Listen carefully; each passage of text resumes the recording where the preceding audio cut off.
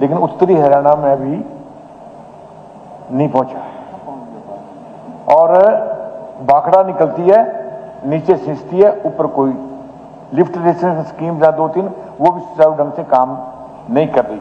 इसमें जिक्र किया गया रेणुका और किशाऊ में और लखावड़ में बांध बनाए जा रहे हैं। ये सर बरसात के वक्त यमुना के पानी को रोकेंगे, जमा कर लेंगे। और हमारे पास पहले से ही एक इजाजत है 60 दिन की, 58 दिनों की, इसमें से पानी सरप्लस पानी उठाने का। यमुना से पानी नहीं उठा सकते, सरप्लस पानी। तो अगर ये नहर नहीं होगी तो ये पानी हरियाणा में कैसे और किस तरफ से जाएगा, ये इसलिए बहुत जरूरी है। इसी तरह सर आदि बद्री बांध के निर्माण की बात है। ये जो रावी बास के ब्यास का हमारा जो पानी है ये किस तरफ से एंटर करेगा, कहां जाएगा ये? इसको सर ये टनल से आएगा तो फिर इसको कालका और पंचकूला से ऊपर होते हुए नारायणगढ़, शहजादपुर ये शहर एरिया करते हुए इसी दादूपुर नलवी नहर के माध्यम से यह भाखड़ा में जो है कि जाके गिरेगा। कृपया इस पर ध्यान दें, ये अति आवश्यक है। दादूपुर नहर नलवी के लिए तो जो है एक अलग से चर्चा भी होनी चाहिए और ये बहुत इस मुद्दे को छोड़ा नहीं जा सकता। और काफी साथी इस पे बोल रहे हैं, जो आदरणीय मुख्यमंत्री जी ने कहा था कि हाई कोर्ट में इसको का कोई ऐसा आदेश नहीं है, वो भी आज इसमें क्लियर किया गया है।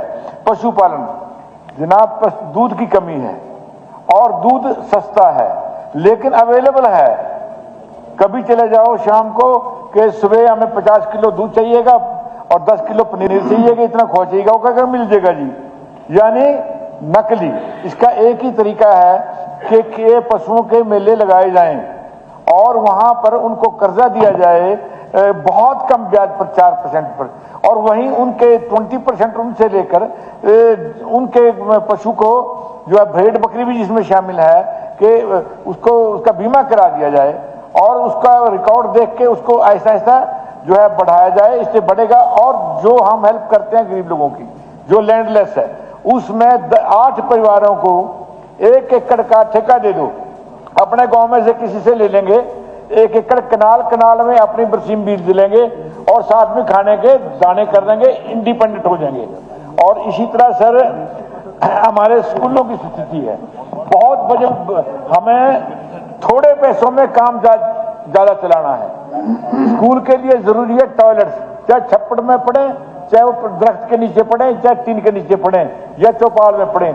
हमें चाहिए टीचर्स के लिए मैं कहूंगा कि हमें जो जेबीटी स्तर के जो टीचर हैं उनको ट्रेन करना होगा, उनको एक कायदा देना होगा कि इस बच्चे को ये इंग्लिश, ये हिंदी, एक लैंग्वेज और 5वीं क्लास तक पढ़ानी होगी और इसको जनरल नॉलेज और दूसरी बातें समझानी होंगी।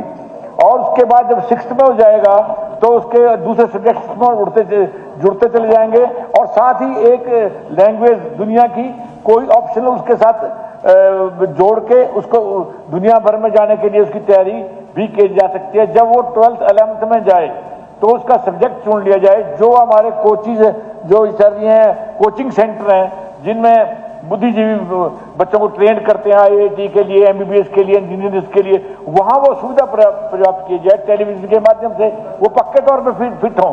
किसी विकर सर जैसा आदरणीय सदस्य की चिंता है उसको ध्यान में रखते हुए हमने 6th क्लास से ऊपर एक विदेशी भाषा का सब्जेक्ट भी अभी जोड़ा है। ये बहुत अच्छा आपका सुझाव है और इसमें मैं चाहूंगा कि जिस विजनरी से आप बात कर रहे हैं, मैं पर्सनल भी आपके साथ बैठ के इस पर और भी कुछ राय लूंगा।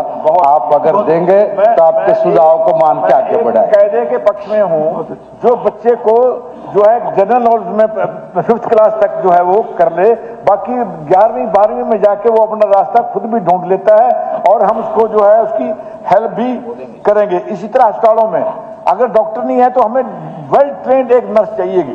80% इलाज गांव में हो जाएगा और थैला साहब जो फिरते हैं जो हर मामले में स्टेरॉइड यूज करते रहते हैं उनसे पीछा हो जाएगा। मतलब well trained means well trained कि वो जो उसको डॉक्टर 20% केसेज में जो है हॉस्पिटल्स में जाएंगे।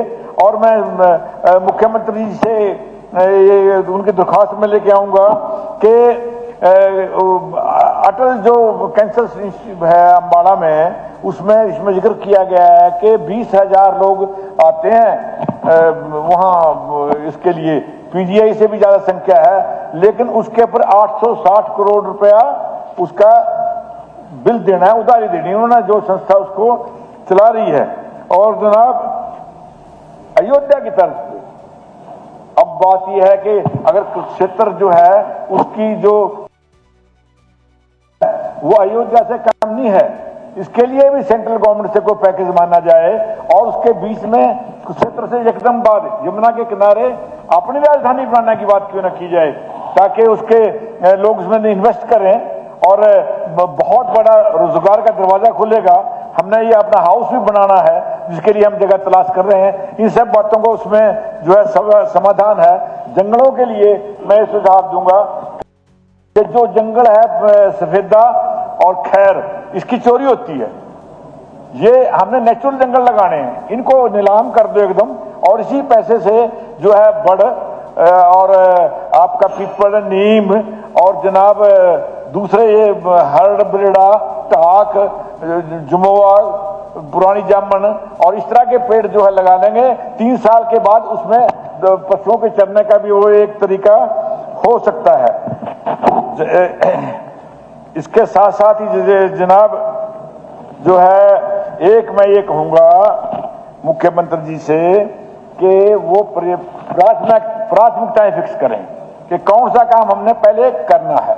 और चुनाव में बड़ी बड़ी बातें हम सारे कह देते हैं, लेकिन जैसे केंद्र सरकार ने कह दिया था कि 15-15 लाख रुपए आ जाएंगे और आपको 2 लाख नौकरियां हर साल देंगे, फिर उन्होंने कह दिया भैया तो चुनावी जुमला था, हम भी अपना माफी मांग लें, लंबी लंबी बातें जो हमने करी हैं नहीं पूरी कर सकते तो फिर देख लेंगे जब खजाने में पैसे होंगे। अभी तो हम 4.5 लाख हजार करोड़ के का ब्याज देते देते जो है थक रहे हैं, और बेहतर है माफी मांग के पीछा छुड़ाया जाए। हम भी साथ देंगे, फिर जैसे वो कहते हैं सहयोग मिलना चाहिए तो जो है मिलेगा।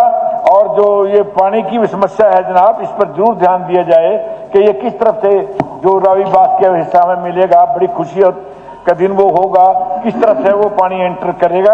आपने मुझे जनाब समय दिया और जंगलात के बारे में आपको बताया है कि कैसे उसको किया जा सकता है। इसी तरह जो खेती है गन्ने की, गन्ने का जनाब गन्ना आज बिकता है, लिख के दे दीजिए, आज बिकता है लेकिन कल नहीं बिकता था, और उसकी छलाई ही 60 रुपए है।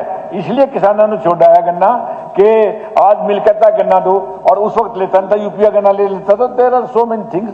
आपने समय दिया, थैंक यू वेरी मच।